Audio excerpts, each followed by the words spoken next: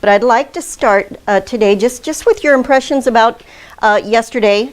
We just did a very superficial, it was more about just kind of getting used to each other, getting to know each other a little bit, which will continue, of course. And did you have a chance to look through your booklets a little bit last night? Did you kind of thumb through? And okay, be honest. Yeah, I just did that extra. That wasn't ever before a homework assignment or anything. It wasn't an assignment, it was just, you might want to look at it was a suggestion. Yeah, and just like your clients, they might take your suggestions or they might not. And what you're going to learn in the next few weeks is when they aren't receiving the suggestion that you would like them to receive, to find another way to deliver that suggestion. So the more ways, my wonderful one of my first teachers, Dr. Preston, who I'll talk about a lot in Arizona, he used to say we teach people how to think. And that sounds like a funny statement unless you're a hypnotist, right? But what I know he meant by that, because people know how to think, somebody might say, but what he meant by that, I know, is we teach people how to think differently. So that word differently really represents the subtext of what he meant when he said we teach people how to think. And he respected the people in his classes enough to know that they knew that without having to say that word at the end of that sentence. And the subtext of what your client is thinking and of what's coming out of their mouth, I call it subtext because that's an acting word. And I wasn't kidding when I said I learned a lot about hypnosis when I was acting. Because the really great actors, if you watch a movie where you can really see their face, and even on stage you can sense, you can get a sense even on stage from their mannerisms and everything and the energy they're putting out, or however you want to explain it. But if you see a really good actor that you can get a good close-up on film, the really great actors can be on film for minutes without saying a word. And you can know exactly what they're thinking, or at least some variation of what you imagine they're thinking. The good actors don't need that, and that's called subtext. Now there's also, some people take this, I've had people that wanted to take the trainings, some of the NLP trainings and hypnosis trainings because they were lawyers or they were in courtrooms. And they wanted to be able to read, okay, this guy's saying this, but what does he mean? How can I detect if that's really the meaning of what he's saying? So politicians study this stuff, right? So they can be in front of a camera and look like they're telling the truth or saying something they really mean, even if they maybe don't care that much about that issue, but they can look like they really do care and people will believe them. So there's, everything can be used for nefarious purposes, as we say. And yet, because people say, can hypnosis be? Of course, it can be used for negative things. Most of the things that have been reported negatively that it's been used for are totally false and not accurate. But you can, even a fast-talking salesman with good sleight of mouth, as we say in NLP, can confuse, distract you, confuse you, and overload your conscious mind enough to hurry up and get you to sign something that later you go, what did I do? You snap out of that trance, usually pretty quickly. But they can get you, and those are confusion, distraction, and overload are hypnotic techniques to help someone go into hypnosis. So it can be used for negative. But in our world, those things are used to help the person get out of their own way. I like to think of it like that. So that they can get out of their own way enough logically and consciously. Because again, if they could have consciously and logically solved their problem, they wouldn't be coming to see you. So our job is to get them to think differently, which means we have to get to the unconscious part of their mind, get past the logic. And a good way to do that is by confusing the logical mind. If you start telling, like Milton Erickson starts talking about, the guy comes into him with some terrible problem and he starts talking about, I planted some tomatoes out back. And the whole hour he's talking about his tomatoes. And the guy thinks he's crazy. But within that story, the logical mind is busy going, this guy's crazy, I can't get out of here. But embedded in that story that he told was language that bypassed the critical faculty. The logical mind had no idea that he was getting information in while the logical mind was busy judging and doing all that, got in that information so that when the person left, they would still think he was crazy, and then all of a sudden they'd realize their problem's gone. And they wouldn't have a clue what happened. And for some people that are very left brain, that are very analytical, It's nice to have some tools to give their conscious, logical mind something to do so that you can bypass that critical faculty during the session enough to get that information that they say they want help with in there and access whatever's there to help them. Yeah? Are you in trance?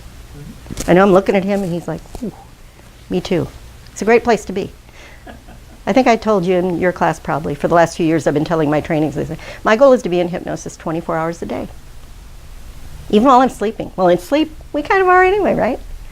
If you talk about brainwaves, which we're going to talk about today. But, you know, hypnosis is a great place to be because what hypnosis, here's a definition. I don't know which variation of my definition I'm going to give because I don't write it down. And it's evolving. It might be different yet today than it ever has been. But the way I like to think of being in a hypnotic state is that you are focused on what right now in this moment is going to get you the result you're looking for to the exclusion of all the distractions in the peripheral that would interfere with it. And some of the ones you're going to see on videos that I show you and some that are in the book today, we're going to talk about definitions, have variables of that in there. It's about how can I focus on right now what's going to get me the best outcome possible in this moment. And that means there's nothing there that doesn't fit that. And that's kind of what we help our clients do. Get focused on what's going to get their outcome. And all those what ifs, I had a what if person recently that was really challenging. And I saw the light bulb go on finally. And it took, I think it was the second session. Because he was a smoker. I don't usually see smokers more than one session, right? But he came back. And I realized his what ifs were there. And I saw the light bulb go on, and I knew then he succeeded, and he did, when that light bulb went on. Because all of a sudden he realized that he was cooperating, he really wanted it, he was passionate, he was excited, he was very, you know, all of that, but he still had his what ifs going on. Well, what if, you know, I get out there and somebody this, or I'm in a place where somebody is smoking and I start smelling it. But all of his what ifs were that peripheral debris that doesn't fit his goal, right?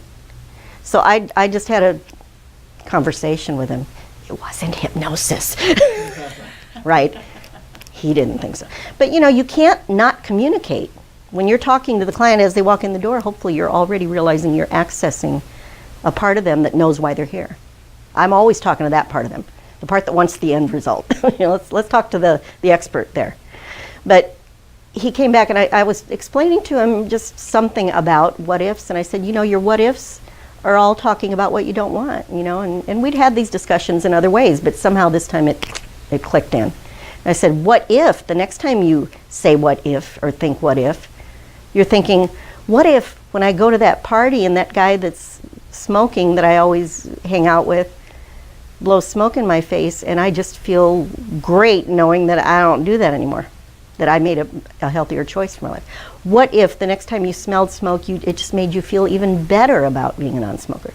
And I said, what if all your what ifs went in that direction?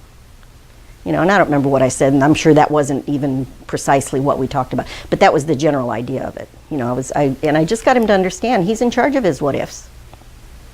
And then I always give everybody an anchor, a pattern interrupt, which I call an anchor. That's a term from more of the NLP world. But it's something that can hit pause, and you know, I talked about they walk in, they start playing they tell you everything that's been happening, and they know their story. And what I do intentionally in the interview part of as I'm asking them and they're telling me the story, the history, because they go into trance when they do that, you realize. Mm-hmm. When they hit play on this story they've been living, they don't have to think about it. Because this is what they've been living, and this is their representation, their story about it that they've been telling themselves and that they've been telling everybody else. And it's for some people, for some things it's not quite that much, but for most things that come, if it's a chronic problem that's been going on for a while, they have a real story, and it's a program. It's like having used to say a tape, now it'd be a CD or a chip, I don't know, whatever the newest thing is. So, you know, they hit play, and their unconscious mind plays the program it's been taught. And all the feelings about it and all the attitudes about it, and everything's there. All the history's there. The data loop. The data loop. There you go. I like that. Ooh, I'm going to write that one down. Where's my pencil? Where's my pencil? How is that? Data You know, Oh, the data. I say data. I say data, right, you right, say right. data. Is that like I say potato, you say patata. Oh, no, that's not right. Oh, well, you know what I mean. Okay, data loop. I like is that. that like Donna or Donner? Donner. Right. That's Or what was the thing you said yesterday with 3 of them in there? You said, it was really the weirdest phrase I've ever heard. It Not was, consciously aware of it. it was really strange. We got it, hopefully we got it on the video. Data loop. Yeah, that's exactly it. And it just keeps playing, right? And it's playing behind the scenes, coloring. That's their filters, right?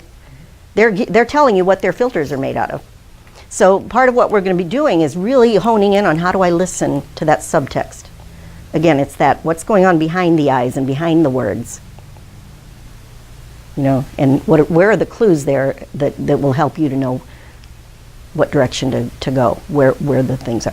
And what I do when they're telling their story is intentionally, in the very first interview, before we've done any hypnosis or anything, and I'll do this even if it's just a consultation too, I will intentionally wait until they're in the middle of a sentence. You know, they're on automatic, they're telling their story, they're in trance, and I break the trance.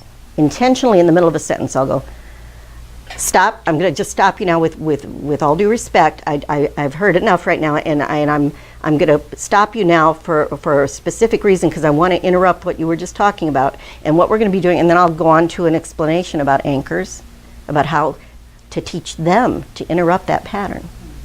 Because they have to think differently. If that program keeps playing the way it's been playing, they're going to keep getting the result they've been getting. Like the old Einstein thing, right? You can't change a problem with the same mindset that created it, or something like that is the phrase. You know, but you can't keep going, the definition of insanity. You can't keep doing the same thing over and over and over again and expect a different result or outcome. And if their goal is different than what they're currently experiencing, which it is when they come in, now we can help them to interrupt those patterns and discover what in those patterns we can shift in a different direction. Right?